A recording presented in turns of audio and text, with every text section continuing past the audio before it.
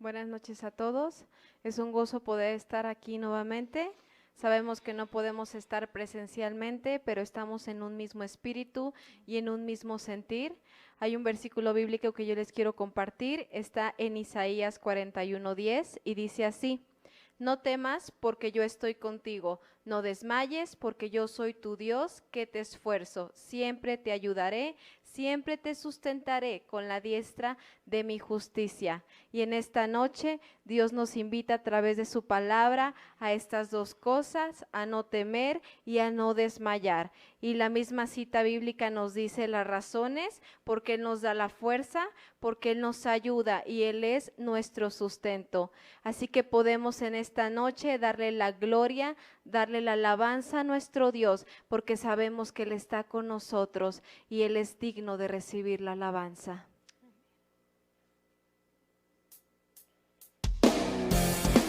En esta noche, Señor, te glorificamos y levantamos tu nombre. Te damos todo el honor y toda la gloria a ti, porque tú eres digno. Te alabamos y te amamos, Padre Celestial. Hoy te alabamos, Señor, y declaramos que tú eres nuestro Dios. Eres el Dios del amor. Ya no somos esclavos del temor. Hoy te adoramos, Señor, y te cantamos con nuestro corazón. Te damos todo el honor. Sobre el cielo y la tierra tú eres, Señor. Tú eres digno de gloria. Sobre toda la tierra tú eres Dios. Eres digno de recibir toda adoración. Todo el honor sea a ti. Tú eres digno de gloria. Sobre toda la tierra tú eres Dios. Eres digno de recibir toda adoración. Todo el honor sea a ti. Tú eres digno de gloria. Hoy te alabamos, Señor, y declaramos que tú eres nuestro Dios. Eres el Dios del amor. Ya no somos esclavos del temor. Hoy te adoramos, Señor, y te cantamos con nuestro corazón. Te damos todo el honor. Sobre el cielo y la tierra tú eres, Señor. Tú eres digno de gloria. Sobre toda la tierra tú eres Dios. Eres digno de recibir toda adoración. Todo el honor sea a ti. Tú eres digno de gloria. Sobre toda la tierra tú eres Dios. Eres digno de recibir toda adoración. Todo el honor sea a ti. Eres digno, eres santo, eres rey de toda creación. Tú eres digno, eres santo, eres rey de toda creación. Eres digno, eres santo, eres rey de toda creación. Eres digno, eres santo, eres rey de toda creación. Declaramos que tú eres el rey de la creación y levantamos tu nombre, Padre, y te honramos a ti con nuestro corazón. Tú eres digno de gloria. Sobre toda la tierra tú eres Dios. Eres digno de recibir toda adoración. Todo el honor sea a ti. Tú eres digno de gloria. Sobre toda la tierra tú eres Dios. Eres digno de recibir toda adoración. Todo el honor sea a ti. Tú eres digno de gloria. Sobre toda la tierra tú eres Dios. Eres digno de recibir toda adoración. Todo el honor sea a ti. Tú eres digno de gloria. Sobre toda la tierra tú eres Dios.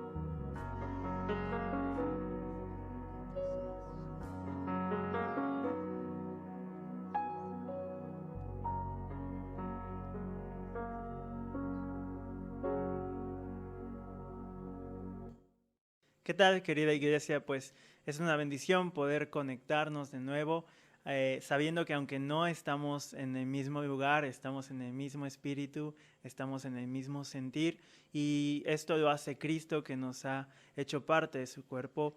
Y vamos a estar escudriñando, como hemos estado haciendo cada miércoles, la primera carta de Pedro. Vamos a estar hablando un poco sobre lo que Dios nos quiere decir. Y bueno, para mí ha sido una bendición muy grande regresar a esta carta, que es una de mis favoritas, sabiendo que Dios siempre tiene cosas nuevas que enseñarnos. Vamos a comenzar y vamos a orar. Amado Señor, te damos tantas gracias porque eres tan bueno. Gracias porque nos das tu palabra, que es fiel y verdadera, Señor, y nos muestras, Señor, a través de ella lo que deseas que entendamos, que comprendamos, pero sobre todo que vivamos, Señor. Ayúdanos a poner en práctica la sabiduría que tú nos das a través de ella, Señor, y que todo eso nos lleve a darte gloria, Dios. Gracias, Padre, por lo que estás haciendo en nuestras vidas y por lo que vas a seguir haciendo, Dios. En el poderoso nombre de Cristo Jesús oramos. Amén. Amén.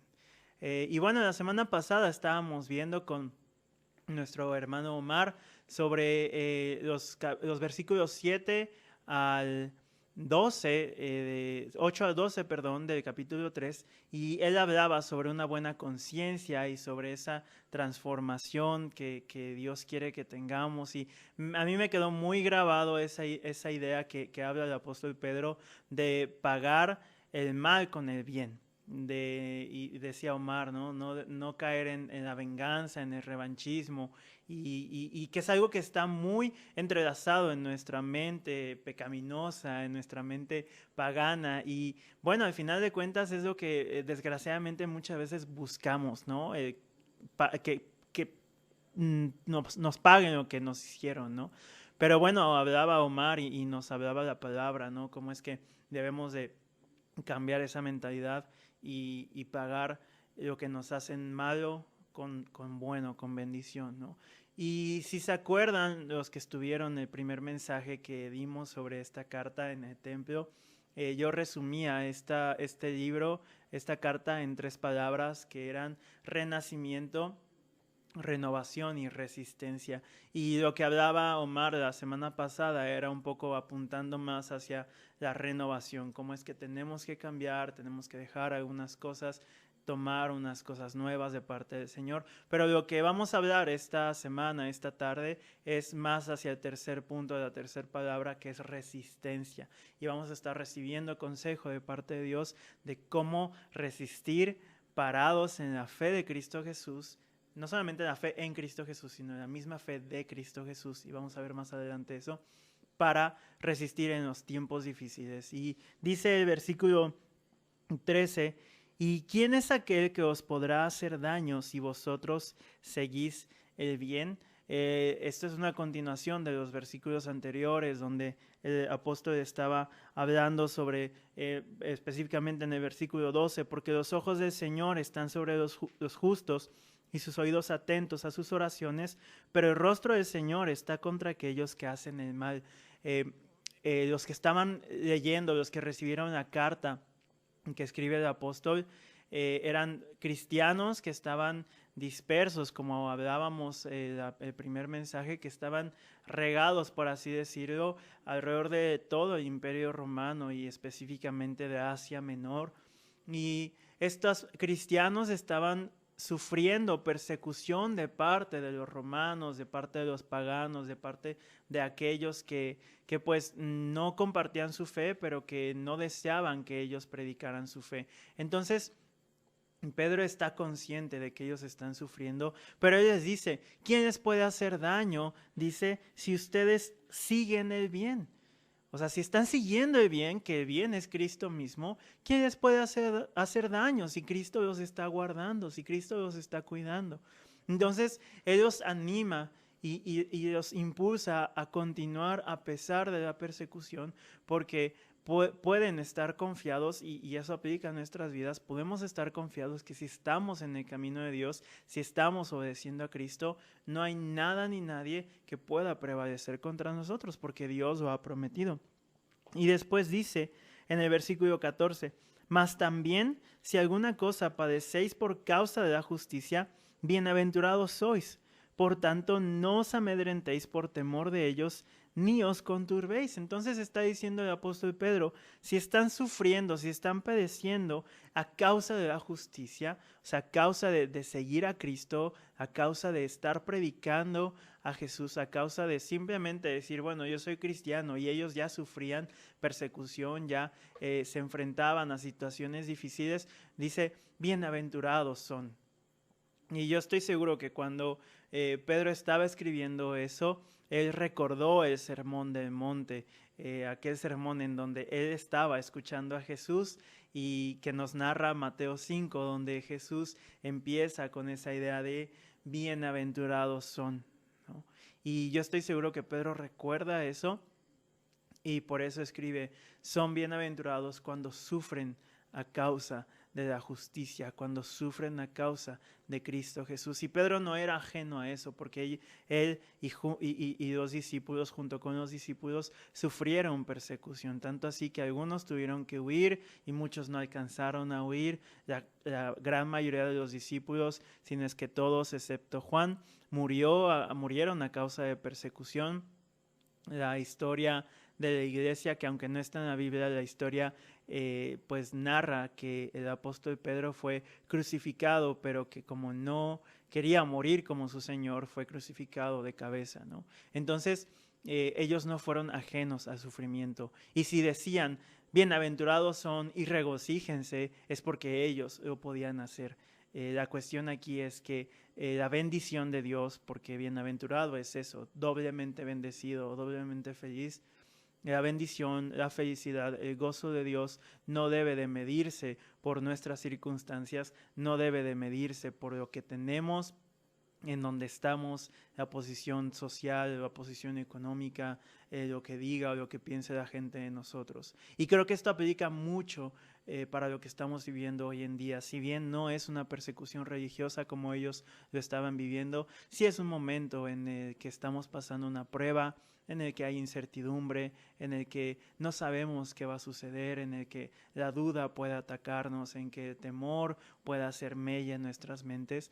Y creo que este es un mensaje para nosotros el día de hoy, que debemos de estar confiados, y como les dice Pedro, no os amedrentéis por temor de ellos, es decir, no se acobarden, no se dejen intimidar por esos que os están persiguiendo.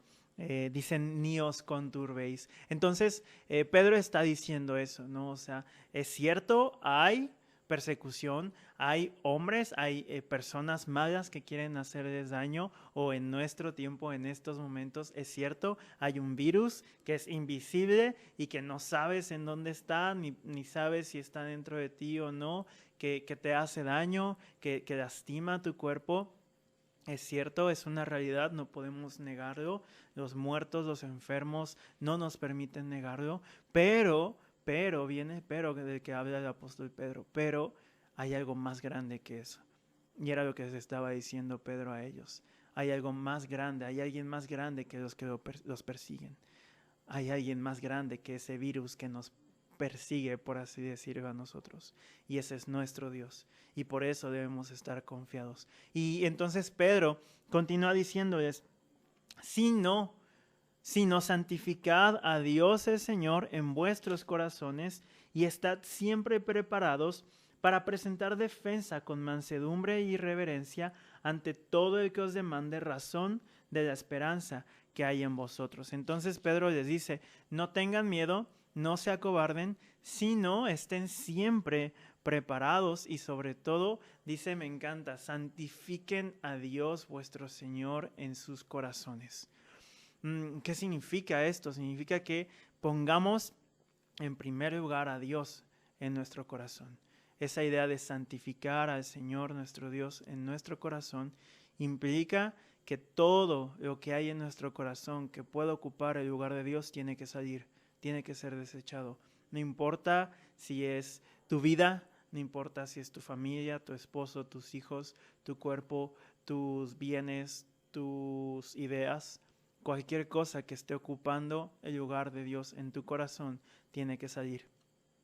Y cuando eso sucede, cuando quitas tu mirada cuando quitas de tu prioridad número uno cualquier otra cosa y pones a Dios, entonces recibes la paz. ¿Por qué? Porque si Dios es el número uno en tu vida, entonces sabes y entiendes y confías en que Dios está obrando en tu vida, en que Dios va a seguir obrando, en que Dios tiene el control y que como es el número uno, como no estás confiando ni en ti, en tus habilidades, en tus conocimientos, ni estás confiando en otros, ni estás confiando en tu esposo, tu esposa, tus hijos, tu dinero, tu empresa, que desgraciadamente estamos y vamos a seguir viendo gente destrozada, anímicamente, emocionalmente, incluso espiritualmente. ¿Por qué? Porque están poniendo y durante años han puesto como número uno en sus vidas su empresa, su negocio, su trabajo, y eso ahora que esperemos que no, pero que hoy estaba leyendo que ya hay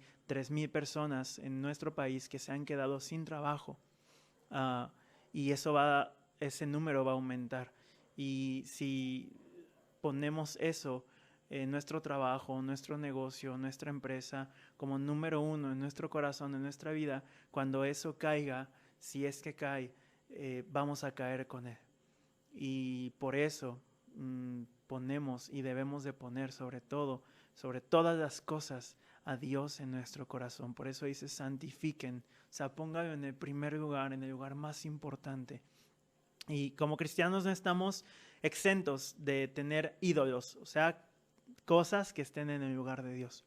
Y por eso Pedro dice, no se preocupen, no teman, sino pongan a Dios, el Señor, en su corazón como el número uno, como lo más importante, como la base, como el fundamento, como aquello que los sostiene. Y eso va a causar que ustedes, aunque estén en persecución, aunque estén encerrados en sus casas por no poder salir por un virus, por contagiarse, aunque estén en cualquier situación, aunque el negocio caiga, aunque haya un divorcio, aunque un hijo muera, nada de eso los va a tumbar. ¿Por qué? Porque Dios es el número uno, es lo más importante, es el fundamento, es la base de sus vidas, y eso es lo que los va a sostener. Y por eso después dice, santifiquen a Dios, o sea, pónganlo en primer lugar y estén siempre preparados. ¿Para qué debemos de estar siempre preparados? Dice, para presentar defensa con mansedumbre y reverencia ante todo el que os demande razón de la esperanza que hay en vosotros. Entonces, lo que Pedro les está diciendo es, no teman, no se acobarden, pongan a Dios en el primer lugar de su corazón. Eso va a traerles paz, eso va a traerles valentía, eso los va a impulsar hacia adelante, pero eso también debe de llevarlos a que en medio de la persecución puedan dar testimonio de Cristo Jesús. En medio del tiempo difícil que estaban viviendo, en el que tenían que huir, en el que tenían que esconderse, en el que tenían que meterse a sus casas y no podían salir, poco como nosotros, irónicamente, pues en ese tiempo daban testimonio, ¿no? Cuando salían, cuando se reunían, cuando pues iban a, no sé, al mercado o a algún lugar que tenían que ir, daban testimonio, dice, con mansedumbre. Y dice de la razón de la esperanza que hay en ustedes. Y este es un pasaje increíble que llega en este tiempo para nosotros. Como cristianos, hermanos, debemos entender que nuestra vida está fundamentada en la esperanza. Nuestra vida está fundamentada en el hecho de que si morimos aquí, ya sea como decía el pastor el domingo, si morimos aquí por coronavirus o por un accidente o por cualquier enfermedad o cualquier cosa, nuestra vida no termina aquí. Nuestra vida, cuando estamos en Cristo Jesús, cuando morimos, nuestra vida empieza. Lo real, lo verdadero, lo eterno empieza.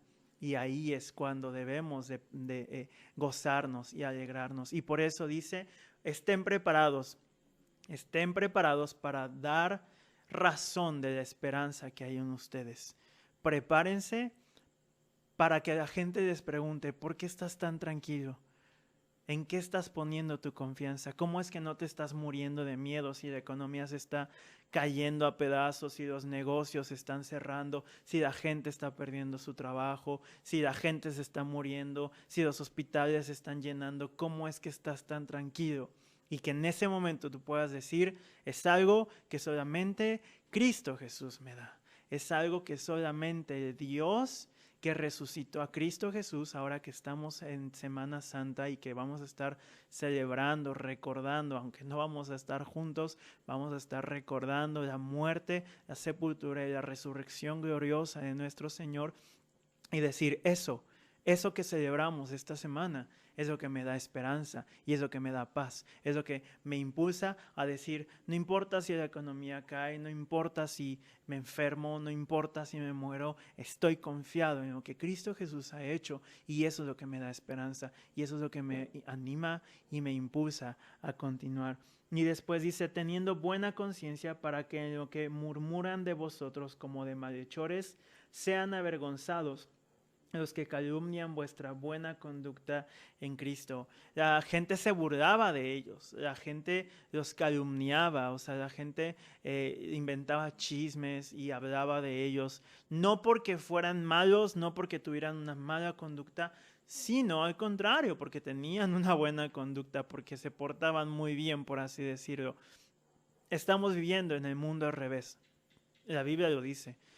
Llamarán bueno a lo malo y malo a lo bueno. Y era lo que ellos estaban pasando. Y no es nada diferente a lo que vivimos nosotros.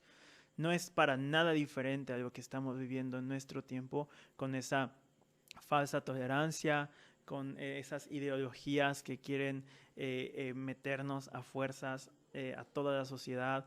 Y bueno, al final de cuentas, lo que nosotros tenemos que hacer es, como dice el apóstol, prepararnos para presentar defensa de nuestra fe, de nuestra esperanza, de lo que hay en nosotros, de lo que Dios ha hecho.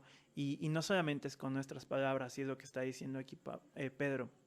No es solamente decirlo, es vivirlo. Por eso habla de la buena conducta. Así es que si estos días no tenemos que salir de nuestra casa, no tenemos que hacer fiestas, no tenemos que reunirnos, tenemos que obedecer al gobierno, y esa es la mejor manera de dar testimonio de Cristo Jesús, sometiéndonos a las autoridades, sometiéndonos a lo que Dios nos manda a través de ellos. Si estás de acuerdo o no estás de acuerdo con quién es el presidente o quién es el gobernador o quién es tu presidente municipal, eso queda en segundo lugar, eso ya no importa. ¿Por qué? Porque nosotros como cristianos entendemos, reconocemos que toda autoridad viene de parte de Dios. Así es que si no estás de acuerdo o estás de acuerdo, eso pasa a segundo plano. Lo importante es que tu conducta tiene que ser conforme a la palabra, y la palabra dice sométete a las autoridades, y por eso hacemos lo que hacemos, y por eso no nos estamos reuniendo, no estamos saliendo, no estamos yendo a visitar amigos, a visitar familia. Estamos sometidos a las autoridades, y eso va a hablar de nuestra fe en Cristo Jesús también, si lo usamos de manera correcta. Y dice, porque mejor es que padezcáis haciendo el bien, si la voluntad de Dios así lo quiere, que haciendo el mal. Y aquí viene el punto, dice, si la voluntad de Dios así lo quiere. O sea, no significa que todos vamos a sufrir.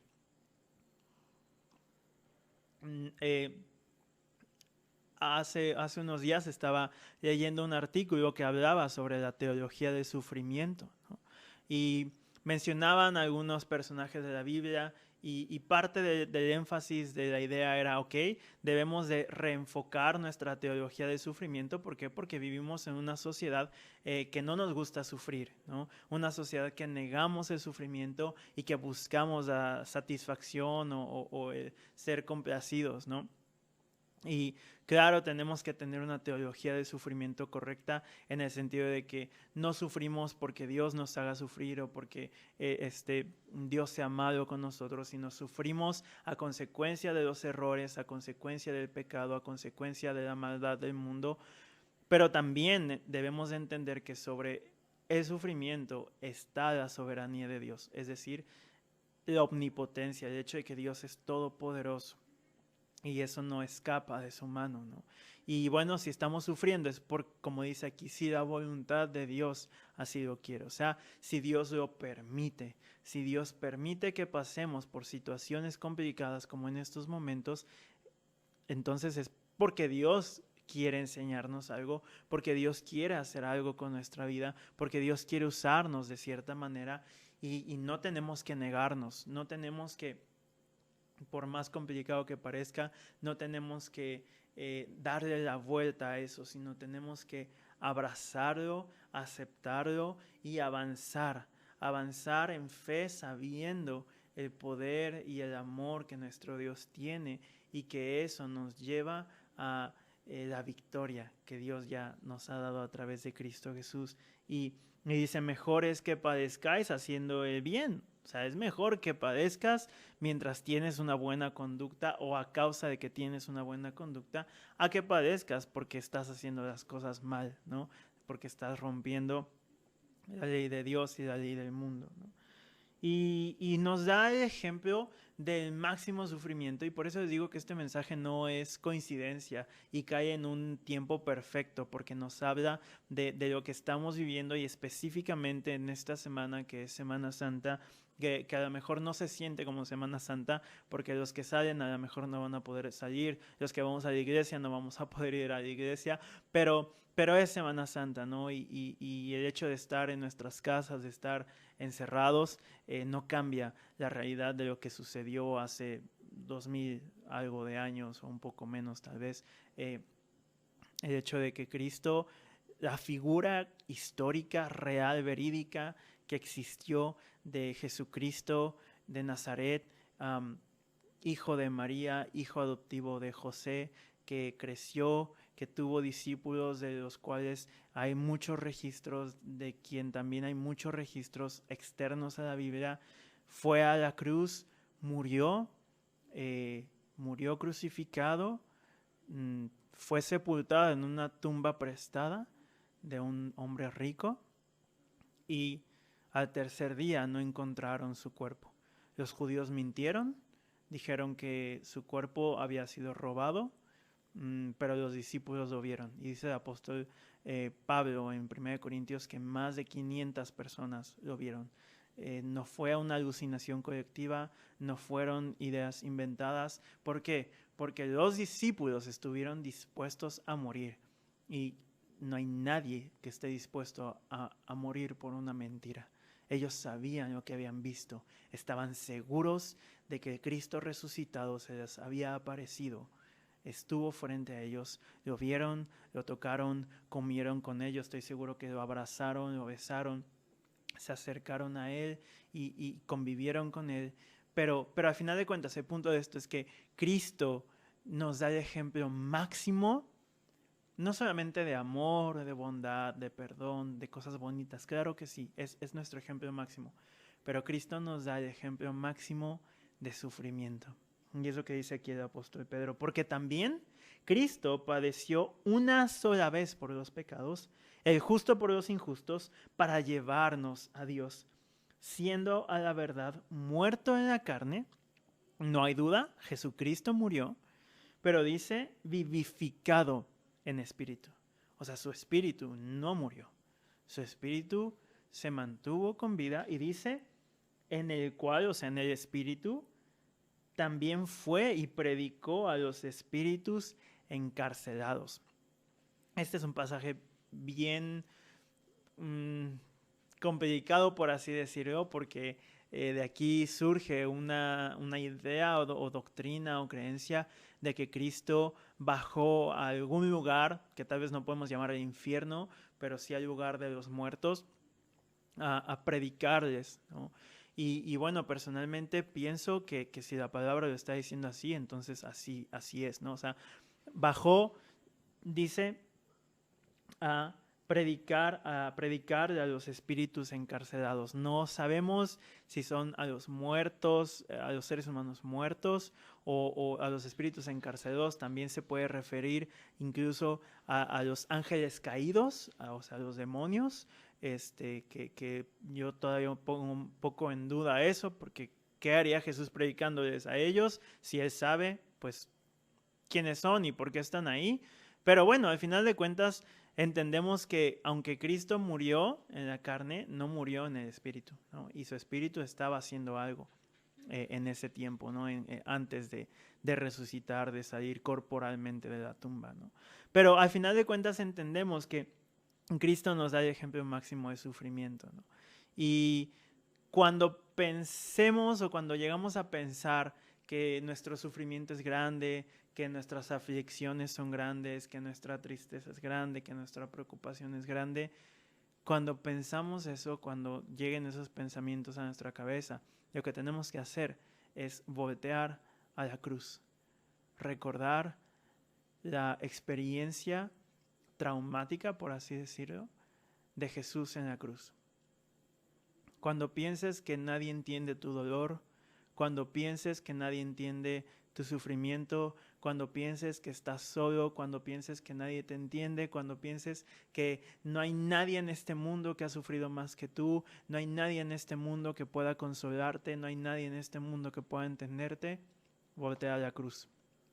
Ahí está Jesús, lo puedes ver, desangrándose, humillado, golpeado, alejado, no solamente de su familia, de sus amigos, alejado de la presencia misma de su Padre, experimentando el sufrimiento del infierno. No solamente era un sufrimiento externo o físico. Todo el pecado, dice la Biblia, todo el pecado de la humanidad fue puesto en Jesús. Imagina cuántos pecados has cometido tú. Ahora multiplícalo por todas las personas que han vivido, que están vivas y que van a vivir. Todo eso estaba en el cuerpo de Jesús en ese momento. Dice Hebreos que no tenemos un sumo sacerdote que no nos entienda, sino uno que fue tentado en todo y que sufrió de todo, pero sin pecado. Y por eso Pedro decía antes, el justo por los injustos, el bueno por los malos. Cristo te entiende, Cristo te acepta, Cristo te ama y Cristo te impulsa a vivir aún a pesar del sufrimiento, aún a pesar del conflicto, aún a pesar de la dificultad. ¿Por qué? Porque ese viernes Él estaba colgando en la cruz. Pero dice Hebreos 12, que puestos los ojos en Jesús, el autor y consumador de nuestra fe, el cual, por el gozo puesto delante de Él, sufrió tal contradicción de pecadores. Es decir, Jesús sabía lo que iba a venir. Jesús sabía lo que iba a suceder. Jesús sabía que su sufrimiento en la cruz no era el final de su vida. Jesús sabía que la muerte no era el final de su vida. Jesús sabía lo que le esperaba y por eso estuvo dispuesto a pasar por eso. Tú y yo sabemos que nuestro sufrimiento, que nuestro dolor, que nuestra tristeza no es el final de nuestras vidas. Aún la muerte para los que estamos en Cristo no es el final. Y podemos entender de esa manera que aunque estemos pasando por oscuridad, aunque estemos pasando por sufrimiento, Cristo está con nosotros. Cristo nos lleva y nos dice, por este valle de oscuridad por el que estás caminando, yo ya caminé. Por este momento de sufrimiento por el que estás pasando, yo ya lo pasé. Vamos, te entiendo y te animo a seguir. Y después dice el apóstol Pedro, los que en otro tiempo desobedecieron cuando una vez esperaba la paciencia de Dios en los días de Noé, mientras se preparaba el arca en la cual pocas personas, es decir, 8, fueron salvadas por agua. No es coincidencia que Pedro nos hable de Noé, que estuvieron encerrados un muy buen tiempo en el arca, siendo que nosotros ahorita estamos en nuestra arca, estamos encerrados para salvarnos, ¿no? Noé estuvo encerrado para salvarse. ¿Y qué tiene que ver Noé con Jesús? Pues todo, porque el arca es un tipo de Jesús. El arca donde se monta o se sube Noé y su familia para salvarse de la destrucción es el tipo de Jesús, que es nuestra arca. Es en quien entramos todos para salvarnos de la condenación. Y la cuestión es esa, que no estamos en Cristo solamente para salvarnos, o porque no queremos ir al infierno, o porque no queremos sufrir. Estamos en Cristo porque sabemos y el Espíritu Santo nos convence que es lo correcto, que es lo verdadero, es lo mejor que podemos hacer. El Nuevo Testamento narra que Noé fue pregonero de justicia, es decir, Noé no solamente quería subirse al arca él solito con su familia. Noé pregonó, es decir, predicó. Hey, viene condenación, hey, viene castigo, viene algo, no sé no sé bien ni qué va a venir, pero algo viene. Sálvense. Y nadie le creyó. Nadie le creyó, solamente su esposa y sus hijos creyeron. No fueron obligados, ellos creyeron. Fue pregonero de justicia, dice el Nuevo Testamento sobre Noé. Tú y yo podemos ser esos pregoneros de justicia. Hey, puedes salvarte de la condenación en la que estás, no de la condenación que viene o de la condenación que Dios te va a dar, no. Porque Jesús dijo en Juan 3 que Él no venía a condenar a nadie, sino que Él venía a salvar a los que ya estaban condenados. Tú y yo estábamos condenados y Cristo viene a salvarnos. Entonces, en medio de esta resistencia de la que estamos hablando, de seguir a pesar de las pruebas, seguir a pesar de la persecución, seguir a pesar de los problemas, del dolor, del sufrimiento, entendemos que nuestra vida no está puesta solamente para que Dios nos dé y lo disfrutemos, para que Dios nos ayude y salgamos de nuestros problemas, sino que nuestra vida está puesta para que, como Noé, pregonemos la justicia.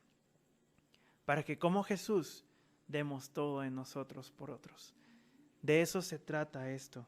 Y después dice, el bautismo que corresponde a esto ahora nos salva, no quitando las inmundicias de la carne, sino como la aspiración de una buena conciencia hacia Dios por la resurrección de Jesucristo, quien habiendo subido al cielo está a la diestra de Dios y a Él están sujetos ángeles, autoridades y potestades. Entonces, terminando ya de estos versículos, ya terminamos el capítulo 3, entendemos que, dice aquí el bautismo nos salva. La cuestión que Pedro está aquí hablando no es que literalmente cuando te bautizas eres salvo, sino que el bautismo, como lo entendemos a la luz de todo el contexto de la Escritura, es la manera en la que nosotros mostramos que ya somos salvos, porque nuestra salvación viene por fe, ¿sí? Por medio de la gracia de Dios, por medio de la fe que tenemos, que Dios mismo nos da. Pero ¿qué es el bautismo? El bautismo literalmente significa ser sumergidos. Entonces no es solamente ser sumergidos en el agua, sino es ser sumergidos en Cristo, estar en Cristo. Entonces me encanta porque dice, Cristo resucitó y después en el 22 dice, subió al cielo, está a la diestra de Dios y a Él están sujetos ángeles, autoridades y potestades. Es decir, Cristo que está vivo, está en el cielo, está gobernando, está reinando, está en el trono. Y dice, a Él se le sujeta todo. Todo se le sujeta. Y eso es ánimo. Para ellos, Pedro los estaba animando, diciéndoles, pueden estar pasando por persecución, pero Cristo está en el trono. Puede haber gente que los quiera matar, puede ser que el emperador les quiera cortar la cabeza, pero Cristo es más grande que ellos. Cristo es más grande que el emperador. Y Cristo está en su trono, Cristo está gobernando y a Cristo se le sujetan y se le someten todo. No hay nada que escape del poder, la autoridad, el dominio de Jesús. No hay nada que escape del reinado del Señor Jesucristo. Y si nada escapa de su poder, si nada escapa de su justicia, si nada escapa del poder que ejerce por ser el Señor del universo, entonces nada puede tocar tu vida. Nada puede lastimarte a tal grado de acabar con tu ser, con tu existencia, con tu espíritu. Porque el Todopoderoso guarda tu vida. Porque el Rey del cielo está cuidando de ti, porque eres su hijo amado, aceptado, perdonado, lleno de gracia, de misericordia y de favor. Así es que resiste. Hablábamos renacimiento, renovación, resistencia. Resiste. Ellos tuvieron que resistir hasta la muerte. Y el momento en que los leones los devoraron, o el momento en que fueron quemados, o el momento en que les cortaron la cabeza, o fueron crucificados, el momento en que su cuerpo paró, su corazón dejó de latir, sus pulmones dejaron de enviar oxígeno, en ese momento sus ojos se abrieron y vieron la realidad. Cristo Jesús, resucitado, gobernando el universo frente a ellos, dándoles la bienvenida. Resiste, porque tu esperanza, mi esperanza, está puesta en ese momento en el que, ya sea en vida o después de la muerte, Cristo Jesús va a estar frente a nosotros, nos va a dar la bienvenida y lo vamos a ver cara a cara. Lo vamos a disfrutar por toda la eternidad. Resiste. Gracias, Padre, por tu palabra. Gracias porque es una increíble bendición poder tenerla, sabiendo que en ella, Señor, nos das todo lo que necesitamos para vencer, para vivir, para gozar, para aún sufrir correctamente, Señor. Gracias, Señor, porque eres tan bueno, eres tan misericordioso. Y nada, Señor, nos has negado. Si no negaste a tu Hijo Jesús para nosotros, nada nos negarás conforme a tu voluntad, que es perfecta, Dios. Gracias, amado Padre, en el precioso y poderoso nombre de Cristo Jesús, nuestro Señor. Amén.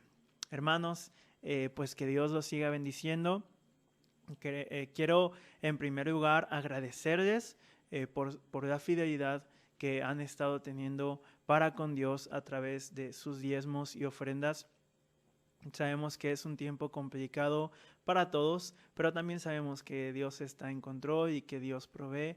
Y quiero decirles que no ha faltado nada para la iglesia, para los que servimos a tiempo completo.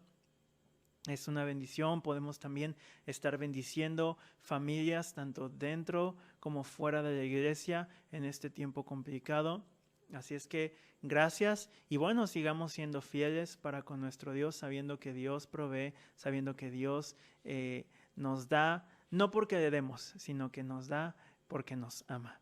Así es que gracias, sigamos siendo fieles y bueno, vamos a tener cultos o pues no sé cómo decir, de videos durante esta semana para celebrar pues la muerte y la resurrección de Cristo Jesús.